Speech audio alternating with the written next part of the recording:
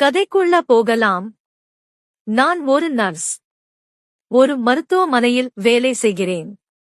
என்னை பற்றி சொல்லும்போதே கொஞ்சம் வெட்கமாக இருக்கிறது. ஆனாலும் உண்மையை சொன்னால் என் தோற்றம் பலரையும் ஈர்க்கும் வகையில் இருக்கும். லேசான மாநிறம், நீளமான கரும்பச்சை முடி. பார்த்தவுடன் நினைவில் நிற்கும் கண்கள். நான் சேலையை கட்டினால் இன்னும் அழகாக இருப்பேன். கொஞ்சம் நேர்த்தியான பிளவுஸ் அணிந்தால் இன்னும் எடுப்பாக இருக்கும். ஆனால் நான் எல்லோரிடமும் பழகும் பெண் இல்லை.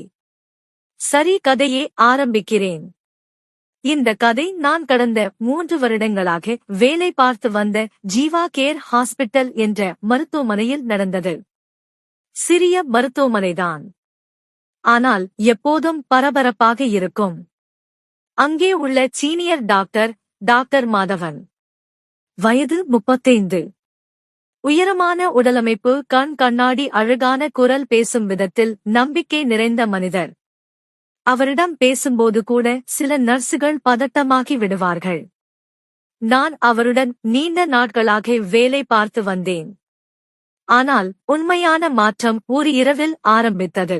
அன்று இரவு மருத்துவமனையில் டியூட்டியில் நாங்கள் இருவருமே இருந்தோம். ஜெனரல் வார்டில் 3 நோயாளிகள் மட்டும். அவர்களும் தூங்கிவிட்டனர். நேரம் இரவு 12:20 இருக்கும். நான் நர்ஸ் ஸ்டேஷனில் அமர்ந்து ரிப்போர்ட் எழுதி கொண்டிருந்தேன். அப்போது ரவுண்ட்ஸ் முடித்து டாக்டர் மாதவன் வந்தார். வெள்ளைக்கோட்டை கழற்றி என் அருகில் அமர்ந்தார். காயத்ரி, இன்று நீ கட்டிய சேலை ரொம்ப அழகாக இருக்கு என்றார். நான் சிரித்தபடி, நன்றி சார், உங்கள் கவனிப்பு எப்போதும் கூர்மையாக இருக்கும் போல என்றேன். அவர் சிரித்தார். உன் கைகள் ரொம்ப மென்மையாக இருக்கு. நீ ஊசி போட்டா நோயாளிகளுக்கு கூட வலி தெரியாது போல என்று சொன்னார். நான் வெட்கத்தில் தலை குனிந்தேன். ஆனால் உள்ளுக்குள் ஒரு புதுமையான உணர்வு. அந்த இரவு நாங்கள் நீண்ட நேரம் பேசினோம். சாதாரணமான விஷயங்கள்தான். ஆனாலும் ஒவ்வொரு வார்த்தைகளுக்கும் பின்னால் சொல்லப்படாத உணர்வுகள் இருந்தன. நம்ம இருவருக்கும் சேர்ந்து டியூட்டி வந்தா ஏன் இவ்வளவு நல்லா இருக்குன்னு உனக்கு தோணுதா என்று அவர் கேட்டார்.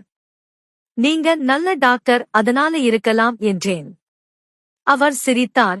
அவ்வளவுதானா என்றார். நான் மெதுவாக, நல்ல மனிதரும் கூட என்றேன். அந்த இரவு எதுவும் நடக்கவில்லை. ஆனால் காற்றில் ஏதோ சொல்லப்படாத வாக்குறுதி இருந்தது. அடுத்த சில வாரங்களில் நாங்கள் இன்னும் நெருக்கமானோம்.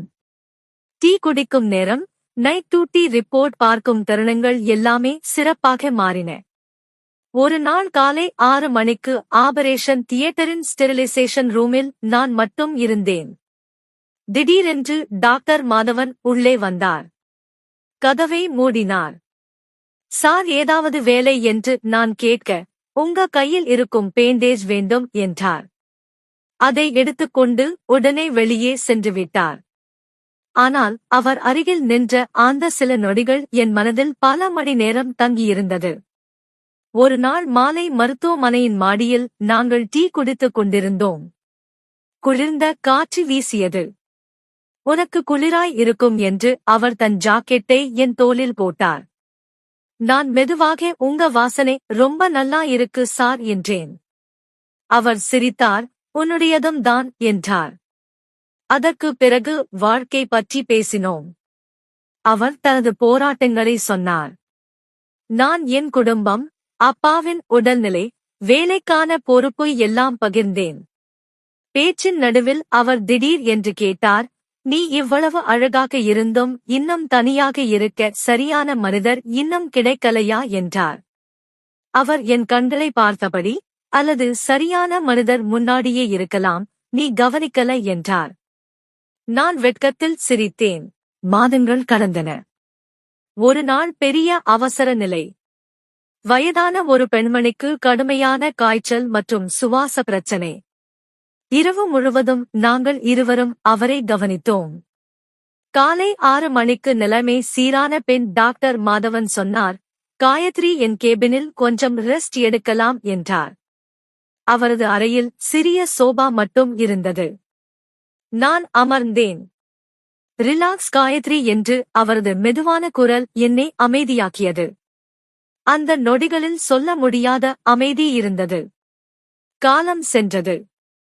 ஒரு நாள் மருத்துவ முகாம் முடிந்த பிறகு அவர் என்னை தனியாக அழைத்தார். காயத்ரி, நீ என் வாழ்க்கையில் மிகவும் முக்கியமானவளாக ஆகிவிட்டாய் என்றார். என் இதயம் வேகமாக துடித்தது. அவர் தொடர்ந்தார், நான் திருமணமானவன், எனக்கு மனைவி, குழந்தைகள் இருக்காங்க. ஆனா உன்னிடம் இருக்கும் உணர்வுகளை கட்டுப்படுத்த முடியல என்றார். நான் அமைதியாக இருந்தேன். நான் உன்னை மிகவும் விரும்புகிறேன், ஆனால் நாம தவறான முடிவு எடுக்கக் கூடாது என்றார். அந்த இரவு நான் வீட்டுக்கு சென்று நிறைய யோசித்தேன். ஒருபுறம் காதல், மறுபுறம் பொறுப்பு. சில நாட்கள் கழித்து பெரிய விபத்து கேஸ் வந்தது. இரவு முழுவதும் வேலை. காலை டாக்டர் மாதவன் திடீரென்று மயங்கி விழுந்தார். நான் அவரை கவனித்தேன். மருந்து கொடுத்தேன், தண்ணீர் கொடுத்தேன். அவர் கண் திறந்ததும் என்னை பார்த்து சிரித்தார். இப்போ நல்லா இருக்கு, ஏன்னா நீ இருக்க என்றார். அந்த மாலை அவர் சொன்னார், காயத்ரி, நான் உன்னை காதலிக்க ஆரம்பிச்சிட்டேன், ஆனா என் குடும்பத்தை விட்டு வர முடியாது என்றார். நான் நீண்ட நேரம் அமைதியாக இருந்தேன். பிறகு மெதுவாக, சார், நான் யாருக்கும் இரண்டாவது வாழ்க்கையாக இருக்க முடியாது, நான் முழுமையாக இருக்கணும், இல்லை என்றால் இல்லவே கூடாது என்றேன். அவர் அமைதியாகிவிட்டார். அதற்குப் பிறகு எங்களுக்குள் வந்தது. ஆனால் பார்வைகள் இன்னும் பேசிக்கொண்டே இருந்தன. ஒரு நாள் அவரது மனைவிக்கு எங்களின் நெருக்கம் தெரிய வந்தது. மருத்துவமனைக்கு வந்து சண்டை போட்டார். விஷயம் பெரிதானது. இறுதியில் டாக்டர் மாதவன் தனது குடும்பத்தையே தேர்ந்தெடுத்தார். காயத்ரி, நான் உன்னை மறக்க முடியாது, ஆனால் என் குழந்தைகளின் வாழ்க்கையை உடைக்க முடியாது என்றார். நான் அழுதபடி, சார், நான் புரிஞ்சுக்கிட்டேன் என்றேன். சில நாட்களில் நான் அந்த மருத்துவமனையை விட்டு வெளியேறினேன். 2 வருடங்கள் கழித்து இப்போது நான் ஒரு பெரிய மருத்துவமனையில் சீனியர் நர்ஸ். திருமணமும் ஆகிவிட்டது. என் கணவர் மிகவும் அன்பானவர். ஒரு நாள் மருத்துவ கருத்தரங்கிற்காக டாக்டர் மாதவன் என் புதிய மருத்துவமனைக்கு வந்தார். நாங்கள் மீண்டும் சந்தித்தோம். காயத்ரி, நீ இப்ப ரொம்ப சந்தோஷமாக இருக்கிற மாதிரி தெரியுதே என்றார். ஆமா சார், இப்போதுதான் உண்மையிலேயே சந்தோஷமாக இருக்கிறேன் என்றேன். அவர் மெதுவாக, அந்த நாட்கள் நினைவில் இருக்கா என்று கேட்டார். நான் சிரித்தேன். இருக்கு சார், ஆனால் அது இனிமையான நினைவுகள் மட்டும் என்றேன். அவர் சில நொடிகள் அமைதியாக இருந்தார். அந்த இரவுகள் இன்னும் முன்னேறி இருந்தால் என்ன நடந்திருக்கும் என்று சில சமயம் நினைத்திருக்கிறேன் என்றார். நான் அமைதியாக சிரித்தேன். அப்படி இருந்திருந்தா என்று நாம இப்படி சந்தித்திருக்க முடியாம போயிருக்கும் சார். நம்ம மனசுல இனிய நினைவுகள் இல்லாமல் குற்ற உணர்வு மட்டும் இருந்திருக்கும் என்றேன். அவர் மனதார சிரித்தார். நீ இன்னும் அதே புத்திசாலி காயத்ரிதான் என்றார். பிறகு நாங்கள் டீ குடித்தோம். பழைய நண்பர்களைப் போல பேசினோம். கதையின் முடிவு இதுதான். சில நேரங்களில் காதலுக்கு உடமை தேவையில்லை. புரிதலும் எல்லைகளும் மதிப்பும் போதும். டாக்டர் மாதவன் இன்னும் நல்ல டாக்டர்தான், நானும் இன்னும் நல்ல நர்ஸ்தான். ஆனால் சில பழைய நினைவுகள் இன்னும் சிரிக்க வைக்கின்றன. டீக்கப் காலையான பிறகும் நாங்கள் சில நிமிடங்கள் அமைதியாக அமர்ந்திருந்தோம். மருத்துவமனை கேண்டீனின் ஜன்னல்கள் வழியாக மாலை வெளிச்சம் உள்ளே விழுந்தது. அந்த அமைதிக்குள் கூட பல வருடங்களின் நினைவுகள் மெதுவாக நடந்து சென்றது போல இருந்தது. டாக்டர் மாதவன் மெதுவாக எழுந்தார். சரி காயத்ரி, நான் கிளம்புறேன், உன்னை இப்படி சந்திப்பேன் என்று நினைக்கல என்றார். நானும் எழுந்தேன். நானும் இல்ல சார் என்றேன். அவர் சில நொடிகள் என்னை பார்த்தார். அந்த பார்வையில் பழைய ஈர்ப்பு இல்லை, அதற்கு பதிலாக ஒரு மரியாதை இருந்தது, ஒரு நிம்மதி இருந்தது. உன் கணவர் ரொம்ப அதிர்ஷ்டசாலி என்றார் சிரித்தபடி. நானும் உடனே சிரித்தேன். அதை அவர்கிட்ட சொல்லாதீங்க சார், ரொம்ப பெருமைப்பட்டுக்குவார் என்றேன். இருவரும் சிரித்தோம். அவர் செல்லும்போது திடீரென்று திரும்பி, காயத்ரி, அந்த காலத்தில் நீ எடுத்த முடிவுதான் சரி, அப்போது நான் புரிஞ்சுக்கல, ஆனா இப்போ புரிகிறது என்றார். என் மனசு லேசாகியது. சில உணர்வுகள் வாழ்க்கையில் வரலாம் சார், ஆனால் எல்லா உணர்வுகளையும் வாழ்க்கையாக மாற்றக்கூடாது என்றேன். அவர் மெதுவாக தலையசைத்தார். நீ எப்போதும் மனசை விட புத்தியாலதான் யோசிப்ப, அதனாலதான் இப்போ நிம்மதியா இருக்கேன்னு சொன்னார். அவர் கை நீட்டினார். டேக் கேர் காயத்ரி என்றார். நானும் கை குலுக்கினேன். அவர் நடந்து செல்லும்போது நான் அவரை பார்த்து கொண்டே இருந்தேன். ஒரு காலத்தில் என் மனதை குழப்பிய மனிதர் இன்று ஒரு பழைய அத்தியாயம் மாதிரி மட்டும் தோன்றினார். அந்த இரவு வீட்டுக்கு திரும்பிய போது என் கணவர் சமையலறையில் எனக்காக டீ செய்து கொண்டிருந்தார். இன்று ரொம்ப டயர்டா இருக்கியா என்று கேட்டார். நான் அவரை பார்த்து சிரித்தேன்.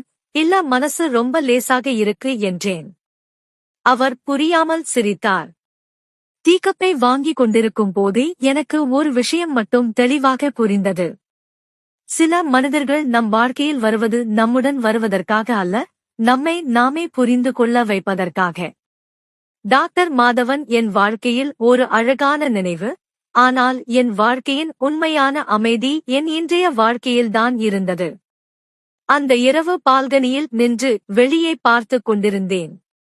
குளிர்ந்த காற்று முகத்தில் பட்டது. என் உதட்டில் மெதுவாக சிரிப்பு வந்தது. சில காதல்கள் முடிவதில்லை, அவை வெறும் நினைவுகளாக மாறி மனசுக்குள் அமைதியாக வாழ்ந்து கொண்டே இருக்கும். முற்று பெற்றது. எங்களின் கதைகள் உங்களுக்கு பிடித்திருந்தால் வீடியோவை லைக் செய்து உங்கள் நண்பர்களுக்கும் பகிர்ந்து எங்களை ஊக்குவியுங்கள். நம்ம மாயா கதைகள் சேனலை சப்ஸ்கிரைப் செய்ய மறக்காதீங்க. மீண்டும் ஒரு புதிய கதையோடு விரைவில் சந்திப்போம்.